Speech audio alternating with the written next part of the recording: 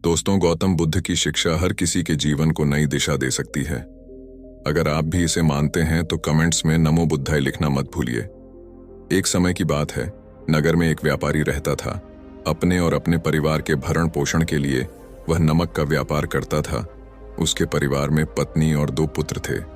व्यापारी के दोनों पुत्रों का स्वभाव बिल्कुल अलग था। जहां एक और बड़ा पुत्र बहुत ही संकोची और शर्मीले स्वभाव का था, उसे किसी से बात करने में भी शर्माती थी। वहीं उसका छोटा पुत्र बहिर्मुखी स्वभाव वाला व्यक्ति था। वह किसी से भी अपनी बात कहने में कभी संकोच नहीं रखता था। लोग अक्सर बड़े पुत्र को भोला और बेवकूफ समझते थे। कई बार लोग उसके भोलेपन का फायदा भी उठा लेते थे और वह पलटकर कभी किसी को कुछ नहीं कहता था। व्यापारी अपने पुत्र के इस स्वभाव के कारण बहुत अधिक नाराज होता था। बातचीत ना कर पाने और शर्मीले स्वभाव के कारण व्यापारी ने कई बार अपने पुत्र की पिटाई भी कर दी थी। हालांकि इस वजह से उसके पुत्र का स्वभाव सुधरने के बजाय और भी खराब हो गया। बचपन से ही बड़ा पुत्र बेहद परेशान रहने लगा था। उसके अंदर आत्मविश्वास की कमी हो गई थी। परीक्षा में वह आते हुए प्रश्नों के उत्तर भी अपने डर के कारण नहीं लिख पाता था। इस कारण उसकी शिक्षा भी ठीक ढंग से नहीं हो पाई। बड़ा पुत्र जब युवावस्था को प्राप्त हुआ, तब व्यापारी ने उसे अपने साथ व्यापार में हाथ बटा को कहा। अपने पिता से डर के कारण वह व्यापार करने को तैयार हो गया, किंतु वह कई बार ऐसी गलतियां कर देता था जिससे व्यापारी बहुत अधिक नाराज हो जाता था। एक दिन व्यापारी किसी दूसरे काम के कारण शहर गया हुआ था। उस समय उसकी दुकान पर बड़ा पुत्र बैठा हुआ था। तभी कुछ लोग आए और उन्होंने बड़े पुत्र से कहा कि हमें तुम्हारे पिता ने भेजा है। उनका यह संदेश है कि इस समय दुकान में नमक की जितनी बोरियां रखी हुई हैं, वह सब हमें दे दो। उन्होंने नमक की सभी बोरियों को शहर मंगवाया है। व्यापारी का पुत्र उनसे प्रश्न पूछने की हिम्मत जुटा ही रहा था कि वे दोनों आदमी दुकान के अंदर घुस गए और दुकान में जितनी भी नमक की बोरियां रखी थीं, सबको तांगे में रखा और लेकर चले गए। व्यापारी के पुत्र ने उन्हें रोकने का प्रयास किया, किंतु संकोच और शर्मीलेपन के कारण वह उन्हें कुछ कह नहीं पाया। उसने मन ही मन सोचा कि यदि मैं इन्हें नमक ले जाने से रोकूं तो पिताजी मुझ पर नाराज होंगे। कुछ समय बाद जब व्यापारी शहर से वापस आया तो खाली दुकान देखकर उसने अपने पुत्र से प्रश्न किया कि नमक की बोरियां कहाँ गईं? ये दुकान इतना खाली खाली क्यों है? तब बड़े पुत्र ने धीमे स्वर में कहा कि कुछ लोग दुकान पर आए थे और उन्होंने मुझसे कहा कि आपने नमक की बोरियों को शहर मंगवाया है, और दुकान में से सारी बोरियों को निकाल कर लेकर चले गए। व्यापारी ने अपना सिर पीट लिया। उसने अपने पुत्र को दुकान से धक्का देते हुए कहा कि तू मूर्ख का मूर्ख ही रह जाएगा। वे लोग तुझे बेवकूफ बनाकर सारा सामान ले गए। तुमने मेरा बहुत भारी नुकसान करवा दिया। यहां से दूर भाग जाओ और घर वापस मत आना। यदि तुम वापस आए तो मैं तुम्हें पीट पीट कर सीधा कर दूंगा। व्यापारी का बड़ा पुत्र इस बात से बेहद दुखी हुआ। एक बार फिर उसके शर्मीले स्वभाव के कारण उसके पिता उससे और अधिक नाराज हो गए। साथ ही व्यापार में भी इतना नुकसान हो गया। उस समय नगर के सभी लोग व्यापारी के पुत्र पर हंस रहे थे और उसका मजाक बना रहे थे। उसे बहुत अधिक शर्मिंदगी महसूस हो रही थी। यही वह समय था जब उसने सोच लिया कि अब उसके जीवन में कुछ भी ठीक नहीं हो सकता है। वह सदैव मूर्ख का मूर्ख ही रह जाएगा और इस समाज में रह रहे लोगों के साथ कदम से कदम मिलाकर कभी नहीं चल पाएगा। व्यापारी का पुत्र नगर से बाहर आ गया और एक नदी के किनारे बैठकर खूब रोया। गहरे पानी को देखकर उसके मन में विचार आया कि अब उसके जीवित रहने का कोई फायदा नहीं है। उसने सोच लिया कि आज वह इस नदी में डूबकर अपने आप को समाप्त कर लेगा। असफल जीवन जीने से अच्छा है कि वह स्वयं को समाप्त कर ले। उसने जैसे ही नदी में छलांग लगाई, एक बौद्ध भिक्षु ने उसे बचा लिया और नदी से बाहर निकाल कर ले आए। व्यापारी का पुत्र बौद्ध भिक्षु पर नाराज होने लगा और कहने लगा कि तुमने मुझे क्यों बचाया? मैं इस असफल जीवन को जीना नहीं चाहता। बौद्ध भिक्षु ने उसे समझाया कि जीवन एक ही बार मिला है और यदि तुम जीवित ही नहीं रहोगे तो असफलता को खत्म करके सफल कैसे बनोगे? तब व्यापारी के पुत्र ने कहा कि मेरे जीवन बहुत अधिक समस्याएं हैं। यह सभी समस्याएं मेरे संकोची और शर्मीले स्वभाव के कारण हुई हैं। मैंने अपने पिता का नुकसान करवा दिया। मैं एक अच्छा पुत्र नहीं हूं। अपने स्वभाव के कारण मैं शिक्षा ग्रहण भी नहीं कर सका। यह सारा संसार मुझे मूर्ख समझता है। क्या किसी मूर्ख को इस संसार में जीने का अधिकार है? तब बौद्ध भिक्षु ने कहा कि तुम्हारे इस प्रश्न का उत्तर तो मेरे गुरु ही देंगे। चलो मैं तुम्हें मेरे गुरु से मिलवाऊं। व्यापारी के पुत्र ने कहा कि वह किसी से बात नहीं करना चाहता। आज वह अपना जीवन समाप्त कर लेगा। किंतु बौद्ध भिक्षु के बार बार समझाने के बाद वह उनके साथ जाने और उनके गुरु से मिलने के लिए तैयार हो गया। बौद्ध भिक्षु व्यापारी के पुत्र को आश्रम की ओर लेकर गए। वहां पर व्यापारी के पुत्र ने देखा कि एक व्यक्ति पेड़ के नीचे ध्यान मग्न बैठे हुए हैं। तभी बौद्ध भिक्षु ने कहा कि ये हमारे गुरु गौतम बुद्ध हैं। दोनों ने गौतम बुद्ध को प्रणाम किया। वह युवक वहीं पर बैठ गया और गौतम बुद्ध को देखकर रोने लगा।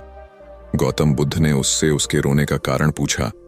तब उसने कहा कि अब आप ही मेरी आखिरी उम्मीद है।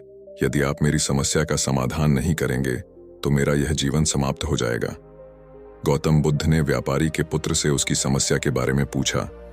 तब उसने बताया कि किस प्रकार वह बच से ही शर्मीले और अंतर्मुखी स्वभाव का है। इस कारण लोग उसी से मूर्ख समझ लेते हैं और उसके पिता भी उससे प्रेम नहीं करते। तब गौतम बुद्ध ने युवक को शांत कराते हुए कहा कि मेरे पास तुम्हारी समस्या का समाधान है। तुम्हारा जीवन बहुत ही आसान हो सकता है। तब युवक ने कहा कि क्या सचमुच ऐसा हो सकता है? आप बहुत ही महान व्यक्तित्व प्रतीत होते हैं। आपके तो कई शिष्य हैं। हे गुरुदेव, मैं भी आपका शिष्य बनना चाहता हूं। क्या आप मुझे अपने शिष्य के रूप में स्वीकार करेंगे? गौतम बुद्ध ने कहा कि हाँ, अवश्य। युवक ने कहा कि ठीक है गुरुदेव, अब मुझे वह उपाय बताइए जिससे कि मेरा जीवन बदल जाए।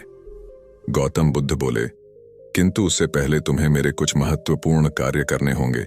यदि तुम मेरा यह कार्य करो तब मैं तुम्हें कुछ ऐसे उपाय बताऊंगा जिनके कारण तुम्हारे जीवन में सब कुछ ठीक हो जाएगा और तुम्हारे पिता भी तुमसे प्रसन्न रहेंगे। गौतम बुद्ध ने उस युवक को कहा कि आज से 3 दिन बाद मैं तुम्हें ऐसे उपाय बताऊंगा जिससे तुम्हारा जीवन बदल जाएगा, किंतु 3 दिनों तक तुम्हें मेरे सभी कार्य करने होंगे। मैं जैसा जैसा कहूंगा। यदि तुम वह कार्य को करने में सफल रहे तो तीसरे दिन के बाद तुम्हारा जीवन बदल जाएगा। तुम्हारा पहला दिन कल से शुरू होगा। अभी जाओ और आश्रम में ही आराम करो। अगले दिन व्यापारी का पुत्र गौतम बुद्ध के पास पहुंचा और कहा कि हे गुरुदेव, मुझे पहले दिन का कार्य बताइए। तब गौतम बुद्ध ने कहा कि आज तुम्हें 10 अजनबी व्यक्तियों से बातचीत करनी है और उनका हाल जानना है। इसका लेखा जोखा शाम तक लेकर आना। व्यापारी के पुत्र को बड़ा ही संकोच महसूस हुआ, किंतु उसने गौतम बुद्ध को हाँ कह दिया। वह निकल पड़ा। 10 अजनबी लोगों से बातचीत करने शुरू में उसे बहुत अधिक संकोच हुआ। कई लोग तो डांट कर भगा देते थे। उसके सामने अपना जीवन बदलने का यही एक उपाय था।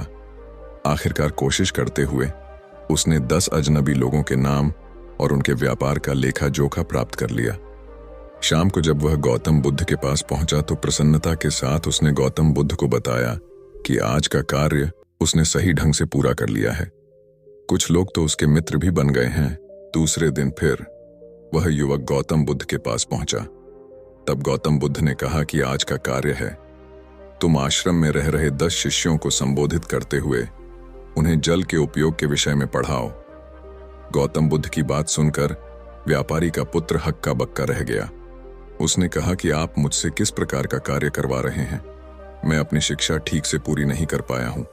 मैं यह कार्य नहीं कर पाऊंगा। तब गौतम बुद्ध ने कहा कि ठीक है, तब मैं तुम्हें उपाय भी नहीं बताऊंगा। व्यापारी के पुत्र ने प्रार्थना करते हुए कहा कि आप जानते हैं मेरी शिक्षा अधूरी है, फिर मैं किस प्रकार बालकों को शिक्षा दे सकता हूं? गौतम बुद्ध ने मुस्कुराते हुए कहा कि यहां सिर्फ मैं जानता हूं कि तुम्हारी शिक्षा अधूरी है, वे बालक नहीं जानते। तुम रोज अपने जीवन में जल का उपयोग करते हो। यही सब बातें जाकर उन बालकों को बतानी है। आखिरकार व्यापारी के पुत्र के पास कोई रास्ता नहीं बचा। हिम्मत जुटाकर वह उन बालकों के पास पहुंच गया। शुरू में तो उसके हाथ पैर कांप पर रहे थे, किंतु आखिरकार उसने जल की विशेषताओं के बारे में बताना प्रारंभ कर दिया। उसने बालकों को जल की 5 विशेषताएं बताई और जल्दी से वहां से भाग आया। गौतम बुद्ध के पास आकर उसने कहा कि बहुत अधिक डर लग रहा था, किंतु मैंने बालकों को जल की 5 विशेषताएं बता दी हैं।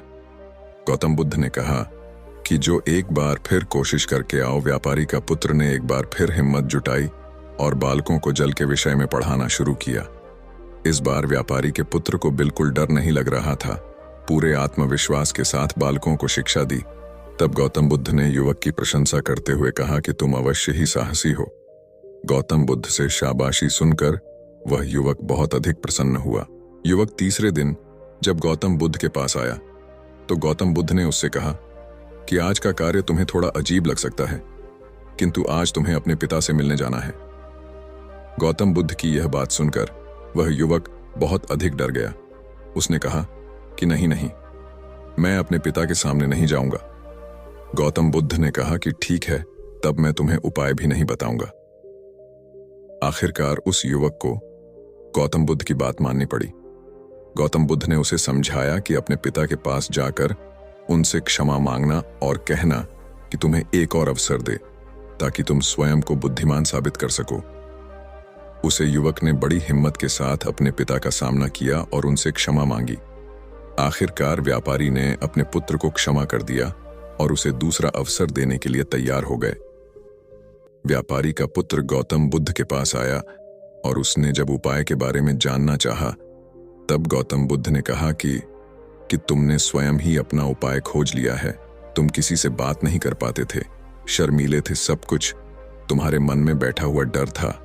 हम कितने आत्मविश्वास हैं, कितने शर्मीले हैं और हमारे अंदर कितना डर है, ये सिर्फ हमें पता होता है। बाहरी दुनिया में किसी को नहीं पता होता है। बाहरी दुनिया में हम स्वयं को जिस प्रकार का दिखाते हैं, लोग हमें इस प्रकार का समझते हैं। अगर तुम आत्मविश्वासी नहीं हो तो भी अनजान व्यक्तियों के सामने यदि आत्मविश्वास होने का अभिनय करो तो किसी को पता ही नहीं चलेगा कि तुम कौन हो। वह युवक समझ चुका था कि गौतम बुद्ध उसे क्या बताना चाह रहे हैं। गौतम बुद्ध को धन्यवाद किया और उनसे वादा किया कि वह जीवन में सफल होकर दिखाएगा। दोस्तों, यह पोस्ट पसंद आई हो और आपके आसपास भी कोई ऐसा शर्मीला और संकोची स्वभाव का व्यक्ति है तो उसे यह पोस्ट जरूर शेयर करें ताकि उसकी सहायता हो सके।